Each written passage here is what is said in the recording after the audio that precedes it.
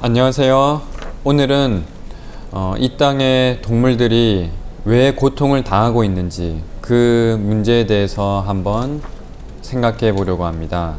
지금 지구에 있는 모든 생명체는 고통으로 신음을 하고 있습니다.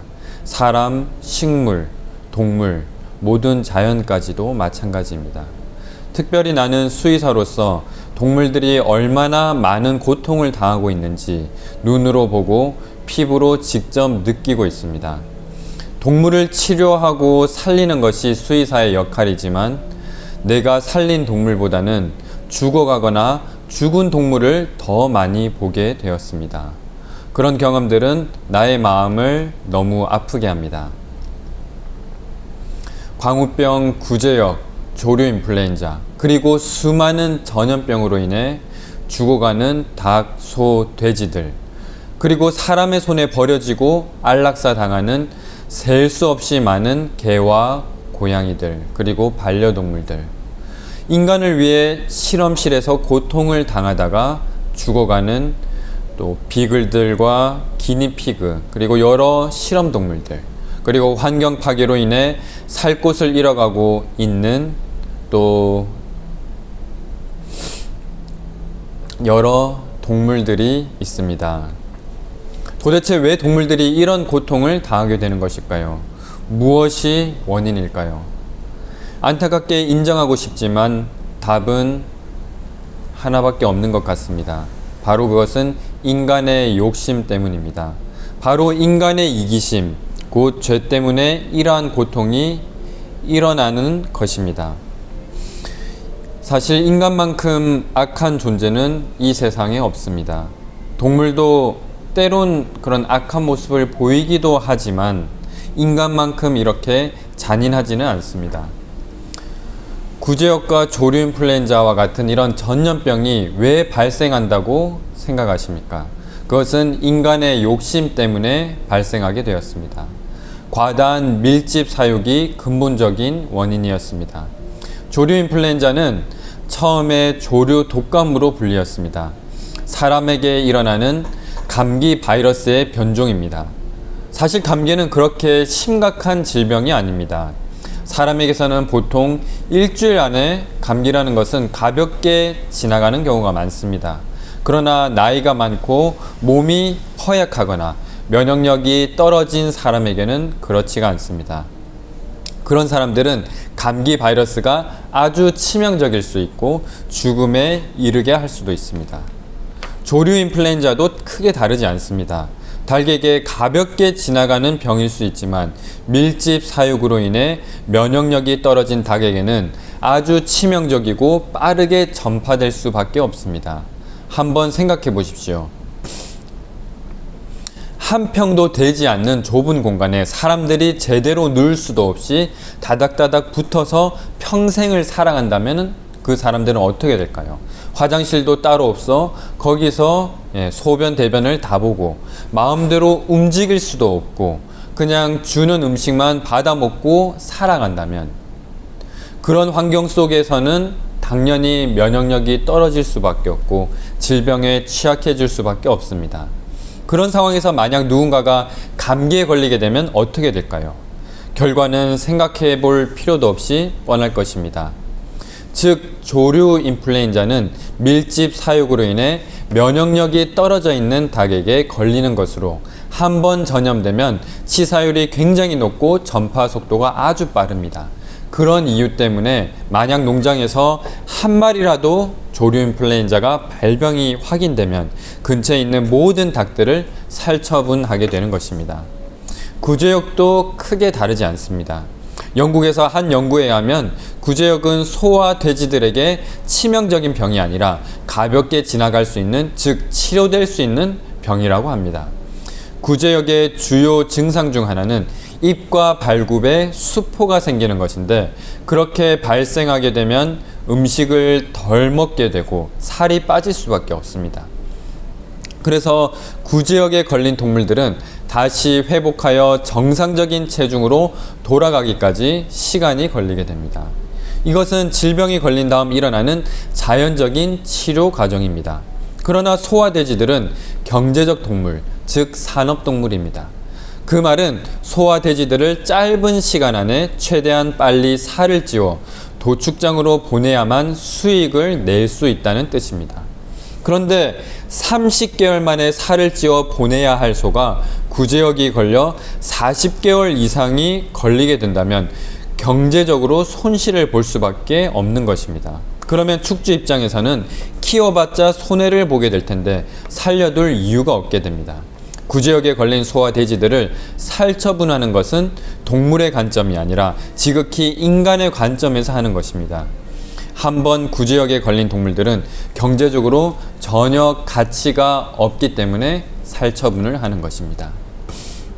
그렇다면 구제역과 조류 인플루엔자로 희생당하는 동물들의 죽음에는 누구의 책임이 있습니까? 동물을 키우는 축주입니까? 아니면 그 살처분 명령을 내리는 정부에 있습니까? 축주들이 소를 키우는 것도 결국 그 고기를 사먹는 사람들이 많이 있기 때문입니다. 옛날에는 고기를 1년에 한두 번 명절 때만 먹을 수 있었지만 지금은 하루에도 빠지지 않고 밥상에 고기가 올라옵니다. 사람들은 좀 더 싼 값으로 더 많이, 더 자주 고기를 먹고 싶어 합니다.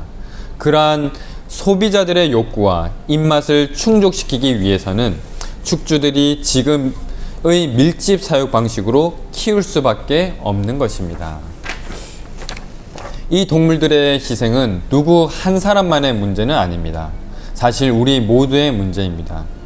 인간의 끝없는 욕심이 근본적인 문제인 것입니다. 인간의 본성 속에 있는 이기적인 마음, 곧 죄 때문입니다. 그렇다면 마음속에 이런 의문이 생길 것입니다. 도대체 어떻게 하면 인간의 마음속에 있는 이 죄를, 이기적인 마음을 해결할 수 있을까? 어떻게 인간의 이기적인 마음이 다른 사람을 먼저 생각하는 이타적인 마음으로 바뀔 수 있을까? 지금까지 인간들은 이 지구에서 지상낙원, 즉 유토피아를 만들어 보기 위해 수많은 이론들과 정책들, 그리고 여러 가지 방법을 가지고 시도해 왔었습니다. 그러나 결과는 어떠합니까? 이 땅에서는 결코 지상낙원이 생길 수 없습니다. 그러나 이 세상에서 이기적인 사람이 단 한 사람이라도 남아있다면 그것이 민주주의든 공산주의든 사회주의든 그 이상은 결코 실현되지 않을 것입니다. 이 세상 모든 사람이 죄가 없고 욕심을 가지지 않게 될 날이 올 것입니까? 불행히도 그런 일은 결코 일어나지 않을 것입니다. 지금까지 지구 역사를 살펴보면 악하게 살아가는 사람들이 다수이고 양심적이고 착하게 살아가는 사람은 늘 소수였습니다. 모든 사람이 의로워지지 않는 한 이 세상에서 지상낙원은 결코 일어나지 않을 것입니다. 그렇다면 우리에게 전혀 희망이 없는 것일까요? 이대로 살다가 죽는 것이 모든 사람의 운명일까요? 사람과 동물 그리고 식물들이 점점 병들어가고 이 지구가 더 이상 생명체가 살지 못하는 곳이 될 것입니까? 나는 수의사로서 더 이상 동물들의 고통을 보기 원치 않습니다. 질병이나 죽음을 원하는 사람은 단 한 사람도 없을 것입니다. 그렇다면 어떻게 해야 할까요? 이 고통을 우리 인간이 막을 수 있을까요? 홍수처럼 밀려오는 이런 엄청난 세력들을 조약돌과 같은 내가 막을 수 있을까요? 지금 내가 하는 일이 과연 무슨 의미가 있을까? 내가 이런 생각을 가지고 변화를 시도한들 온 세상이 바뀌는 날이 과연 올 것일까요? 이러한 문제로 오랫동안 고민하고 생각해 왔지만 결코 답을 찾을 수 없었습니다. 그러나 한 가지 희망을 발견하였습니다. 그것은 성경 말씀 속에 있습니다. 하나님께서는 우리에게 이렇게 약속하셨습니다. 또 내가 새 하늘과 새 땅을 보니 처음 하늘과 처음 땅이 없어졌고 바다도 다시 있지 않더라. 또 내가 봄에 거룩한 성 새 예루살렘이 하나님께로부터 하늘에서 내려오니 그 예비한 것이 신부가 남편을 위하여 단장한 것 같더라.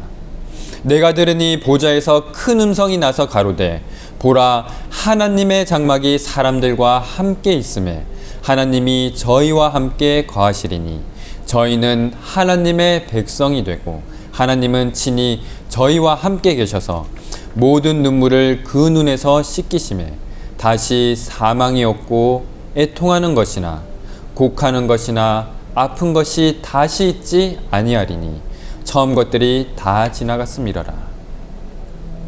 이것은 하나님을 믿지 않는 사람들에게는 허무맹랑한 소리로 들릴 것입니다. 터무니없는 소리처럼 들릴 것입니다. 그러나 하나님을 믿고 성경 말씀을 믿는 사람들에게는 희망과 용기가 되는 말씀입니다. 그러나 이것을 믿도록 강요할 수는 없습니다. 우리는 둘 중 하나를 선택해야 합니다.